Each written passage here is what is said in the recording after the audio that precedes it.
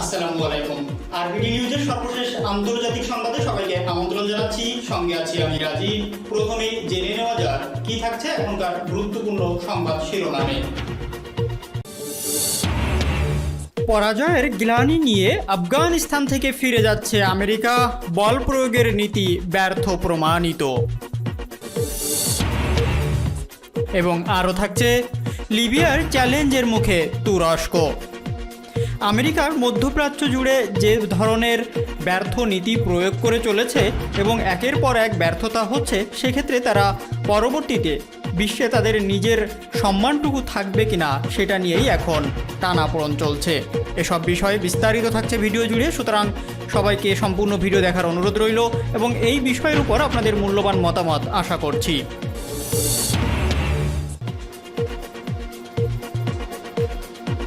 এতক্ষণ সংবাদ শিরোনামগুলো শুনছিলেন, এখন বিস্তারিত। তবে তার আগে রিকোয়েস্ট থাকবে ভিডিওটিতে একটি লাইক করুন এবং আপনি যদি এই চ্যানেলটিতে নতুন হয়ে থাকেন চ্যানেলটি সাবস্ক্রাইব করে পাশে থাকা বেল আইকনটি অন করে দিন। পরাজয়ের গ্লানি নিয়ে আফগানিস্তান থেকে ফিরে যাচ্ছে আমেরিকা, বল প্রয়োগের নীতি ব্যর্থ।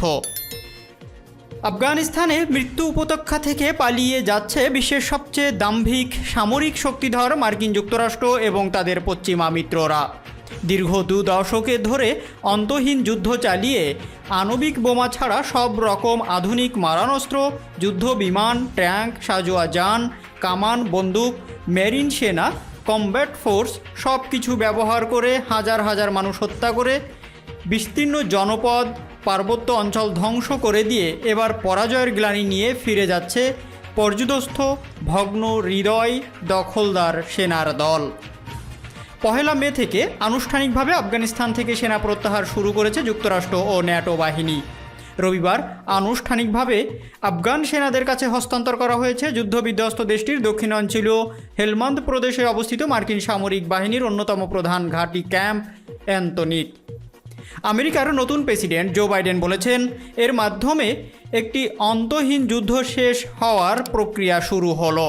আগামী 11 সেপ্টেম্বরের ভিতর আফগানিস্তান থেকে সমস্ত মার্কিন সেনা প্রত্যাহার সম্পন্ন হবে বলে ঘোষণা করেছেন মার্কিন প্রেসিডেন্ট।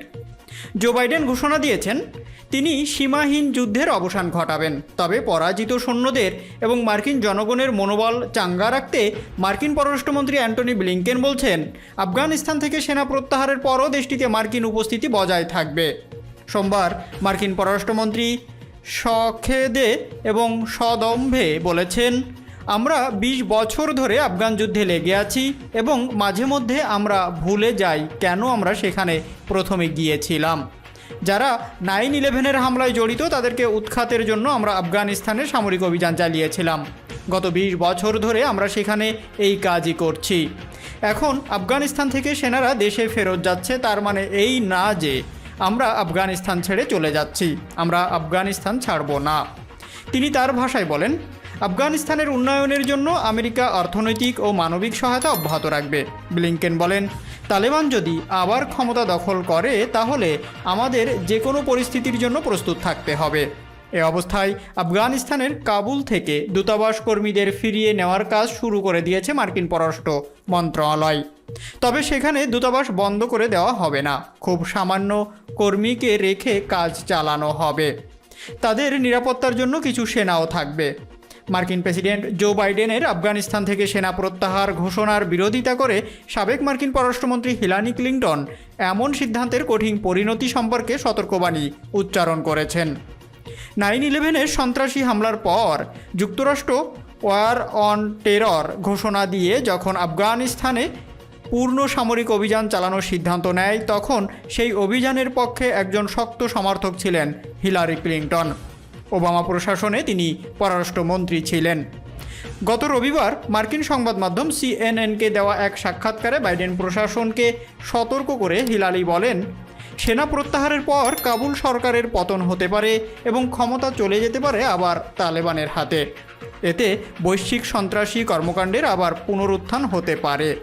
এই বিষয়গুলোর উপর মার্কিন সরকারের আরও মনোনিবেশ করা উচিত বলেও মন্তব্য করেন তিনি। তিনি আরও বলেন, হাজার হাজার আফগান যারা যুদ্ধের সময় যুক্তরাষ্ট্র আর ন্যাটোর সঙ্গে কাজ করেছে তাদের রক্ষা করাও জরুরি এবং তাদের মধ্যে যে কোনো শরণার্থী গ্রহণের জন্য যুক্তরাষ্ট্রের একটি বৃহত্তর ভিসাদান কর্মসূচি চালু করা উচিত।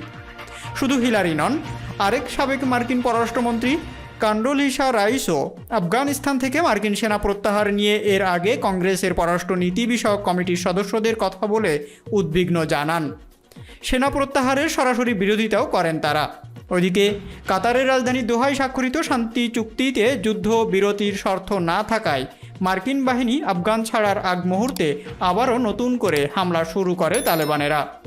যুক্তরাষ্ট্রের সাবেক প্রেসিডেন্ট ডোনাল্ড ট্রাম্পের সাথে তালেবানের চুক্তি অনুযায়ী দেশটি থেকে ন্যাটো জোটের সৈন্য প্রত্যাহার সমাপ্ত করার সময়সীমা ছিল গত 1 মে। তবে দেশটির নতুন প্রেসিডেন্ট জো বাইডেন সেনা প্রত্যাহারে আরও বেশি সময় নেওয়াকে চুক্তি লঙ্ঘন বলে তালেবান বাহিনী 1 মের পর থেকে তাদের হামলা তীব্রতর বৃদ্ধি করেছে। আফগানিস্তানে সোমবার অর্থাৎ 3 মে একদিনে 141টি হামলা চালিয়েছে দেশটির সশস্ত্র বিদ্রোহী গোষ্ঠী তালেবান। হামলার এই খবর দিয়েছে আফগান সংবাদ মাধ্যম। এই খবর দিয়ে জানিয়েছে তালেবানের ওই হামলা থেকে দেশটির কোনো প্রদেশ বাদ যায়নি। এতে অন্তত 20 জন নিহত হয়েছে। ওই হামলায় নিহত হয়েছে দেশটির নিরাপত্তা বাহিনীর একজন ঊর্ধ্বতন কর্মকর্তাও। আফগানিস্তানের সংবাদ মাধ্যম টোলো নিউজ এর এক পরিসংখ্যানে দেখা গেছে দেশটিতে গত 1 মাসে তালেবানের হামলায় অন্তত 438 জন নিহত হয়েছে। সেই সঙ্গে আহত হয়েছে আরও অন্তত 500 জন। আফগান সরকার সোমবার অর্থাৎ 3 মে এক বিবৃতিতে জানিয়েছে, হেলমান্দ প্রদেশের গুরুত্বপূর্ণ একটি ঘাঁটি বুঝে নেওয়ার পর বেশ কয়েকটি অভিযানে কমপক্ষে 60 জন তালেবান নিহত হয়েছেন। এইসব অভিযানে প্রাণ হারিয়েছে সরকারি বাহিনীর আরও 40 সদস্য। আফগান প্রতিরক্ষা মন্ত্রণালয়ের মুখপাত্র ফাওয়াদ আমান বলেছেন, বিদেশি সেনাদের সহায়তা ছাড়া আফগান বাহিনী তালেবানের উপর এইসব সফল অভিযান চালিয়েছে। 2001 সালের 11 সেপ্টেম্বর আমেরিকার নিউ ইয়র্ক শহরে টুইন টাওয়ারে কথিত সন্ত্রাসী হামলার অজুহাত তুলে অক্টোবর মাসে সন্ত্রাস বিরোধী যুদ্ধের নামে আমেরিকা ও ব্রিটেন আফগানিস্তানে সামরিক আগ্রাসন শুরু করে। 2014 সালে পশ্চিমা শক্তির যৌথ যুদ্ধ মিশনের সমাপ্তি টেনে আফগানিস্তানের দক্ষিণে কয়েকটি সামরিক ঘাঁটি খালি করে দেয় মার্কিন ও ব্রিটিশ বাহিনী। এরপর আফগান বাহিনীর হাতে দেশব্যাপী সুরক্ষার দায়িত্ব দেওয়া হয়। তারপর শুরু হয় আফগান পুনর্গঠনের নামে ন্যাটো নেতৃত্বাধীন রেজলিউট সাপোর্ট মিশন। সর্বশেষ তথ্য অনুসারে আফগানিস্তানে আমেরিকানদের 3,500 সৈন্য এবং ন্যাটো বাহিনী 7,000 সৈন্য মোতায়েন ছিল। মার্কিন যুক্তরাষ্ট্রের ইতিহাসে দীর্ঘতম এক যুদ্ধ চালাতে গিয়ে যুদ্ধবাজ মার্কিন প্রশাসন এতদিন বুঝতে পেরেছে যে এই অন্যায় যুদ্ধে তাদের বিজয় আসবে না, আর অনন্তকাল ধরে এটা চালিয়ে নেওয়া যাবে না। যত বেশি দিন তারা আফগানিস্তানে থাকবে তত বেশি তাদের ক্ষয়ক্ষতি বাড়বে। আফগানিস্তানে যুদ্ধ করতে গিয়ে আমেরিকার কত সৈন্য নিহত এবং আহত হয়েছে বা কী পরিমাণ ক্ষয়ক্ষতি হয়েছে তার হিসাব আজও পর্যন্ত প্রকাশ করেনি পেন্টাগন। তবে যুদ্ধের মূল্য কতটা তা নির্ণয়ের জন্য আমেরিকার বোস্টন বিশ্ববিদ্যালয়ের পরিচালিত এক প্রকল্পের প্রতিবেদনে জানা যায় 2011 সাল পর্যন্ত 70,000 আফগান বেসামরিক নাগরিক নিহত হয়েছে। আফগানিস্তান থেকে সোভিয়েত রাশিয়াকে বিতাড়িত করার যুদ্ধে শুরু থেকে পাকিস্তানকেই ব্যবহার করছে আমেরিকা। প্রথমে পাকিস্তানের মাটিতে মাদ্রাসা খুলে তালেবানদের অস্ত্রশস্ত্র সজ্জিত করে যোদ্ধা বানিয়েছে আমেরিকা। তারপর সেই তালেবানরাই হয়ে ওঠে মার্কিনদের গলার ফাঁস। এরপর তালেবান, আল কায়েদা এবং সর্বশেষ IS নামের যোদ্ধাদের সাথে যুদ্ধে জড়িয়ে পড়তে হয় আমেরিকাকেই। এইসব ক্ষেত্রে পাকিস্তানের কাছ থেকে সামরিক গোয়েন্দা তথ্য এবং সরাসরি সামরিক সহায়তাও নিতে হয়। এটা হয়ে পড়ে পাকিস্তানের জন্য বাড়তি নিরাপত্তা ঝুঁকির কারণ। ওদিকে তালেবানদের কাছে বস্তুত পরাজয় মেনে মার্কিনরা আফগানিস্তান ছেড়ে যেতে শুরু করায় দক্ষিণ এশিয়ায় মার্কিনদের স্ট্র্যাটেজিক পার্টনার ভারত পড়েছে বেকায়দায়। ভারতের গবেষণা প্রতিষ্ঠান সেন্টার পলিসি রিসার্চ এর senior fellow Sushant Singh foreign policy ম্যাগাজিনে এক নিবন্ধ প্রকাশ করে বলেছেন, আফগানিস্তান থেকে মার্কিনদের চলে যাওয়ার ফলে সেখানে তালেবানদের রাজত্ব পুনঃপ্রতিষ্ঠার সুযোগ করে দেবে। হয় তারা সামরিক শক্তির বলে কাবুলের ক্ষমতা দখল করে নেবে, অথবা ক্ষমতাসীন সরকারের সাথে ক্ষমতার ভাগাভাগি করে দেশ শাসন করবে। তবে এর যে কোনো পরিণতি হবে ভারতের জন্য একটা ত্রিসংঘ অবস্থা। তাই ভারতের হিন্দুত্ববাদী সরকারকে এখন প্রকাশ্যে কিছু না বলে হলেও গোপনে তালেবান শক্তির সাথে সম্পর্ক স্থাপনের উদ্যোগ নিতে হবে। উল্লেখ্য, ভারত সরকার এতদিন আফগানিস্তানে মার্কিন সমর্থিত সরকারগুলোর সাথেই সুসম্পর্ক বজায় রেখে চলেছে। এমনকি যুদ্ধবিধ্বস্ত দেশটির অবকাঠামোগত উন্নতিতে আফগান সরকারের সহায়তায় 2021 সাল পর্যন্ত $2 বিলিয়ন মার্কিন বিনিয়োগও করেছে। এটা ছিল ভারতের দিক থেকে বাইরের কোনো দেশকে সবচেয়ে বেশি পরিমাণ সাহায্য।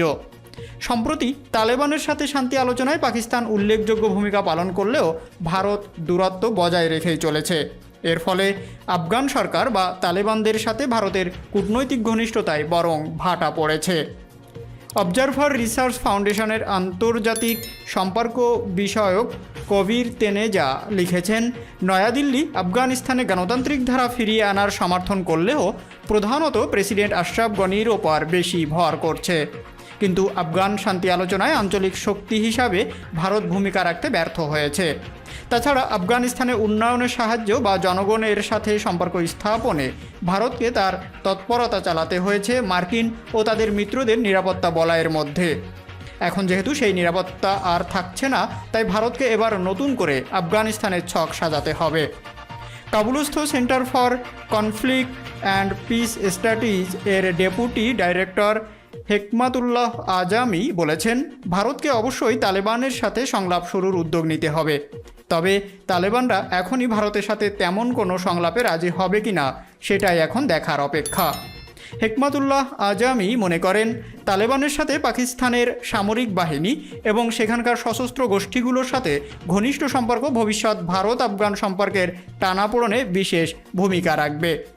20 বছর আগে আফগানিস্তান থেকে তালেবানকে উৎখাতের লক্ষ্য নিয়ে আগ্রাসন শুরু করলেও আজ পর্যন্ত সেই আকাঙ্ক্ষা পূরণ করা সম্ভব হয়নি। বরং তালেবানের শক্তি মেনে তাদের সঙ্গে আপোষ করে নিয়ে তাদের সঙ্গে শান্তি চুক্তি করে আফগানিস্তান থেকে সেনা প্রত্যাহার করতে হচ্ছে পশ্চিমাদের সম্মিলিত সামরিক শক্তিকে। আমেরিকার কাছে এখন আফগানিস্তান আর অগ্রাধিকারের বিষয় নয়। পেন্টাগনও তার সৈন্যদের আফগান মৃত্যুপুরীতে ফেলে রাখতে চাইছে না। আর এ প্রসঙ্গে চায়না ডেইলি পত্রিকা মন্তব্য করেছে, আমেরিকা তার গুরুত্বপূর্ণ শিক্ষাটি এখনও গ্রহণ করতে পারেনি। আর তা হলো, নিজেদের ধরনের গণতন্ত্র চালুর নামে দেশে দেশে সামরিক বল প্রয়োগের নীতি অকেজ হয়ে গেছে। এটা বাতিল করতে হবে। ইরাক, সিরিয়া, লিবিয়া এই সব দেশে মার্কিন সেনাদের বছরের পর বছর মোতায়েন থাকার কারণে দেশগুলোতে অব্যাহত রয়েছে রাজনৈতিক অস্থিরতা, উন্নয়নের স্থবিরতা আর জনগণের চরম দুর্দশা।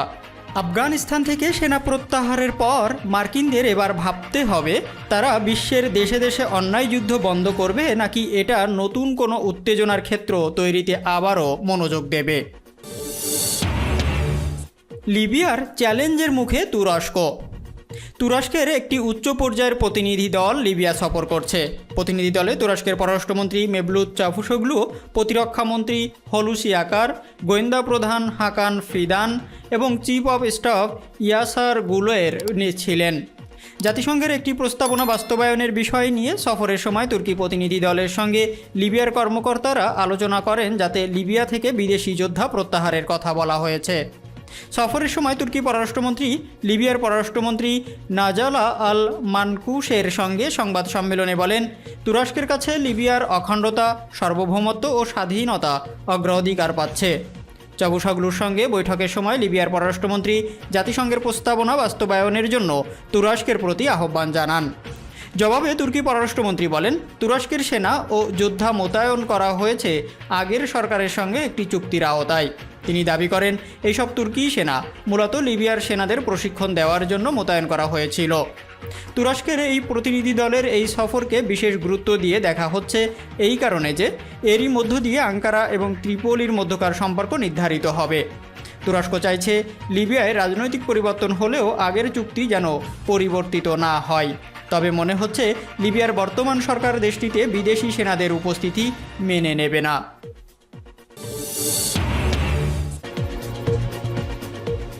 এতক্ষণ সঙ্গে থাকার জন্য ধন্যবাদ। দেখা হচ্ছে পরবর্তী ভিডিওতে। ততক্ষণ পর্যন্ত ভালো থাকুন, সুস্থ থাকুন। আল্লাহ হাফেজ।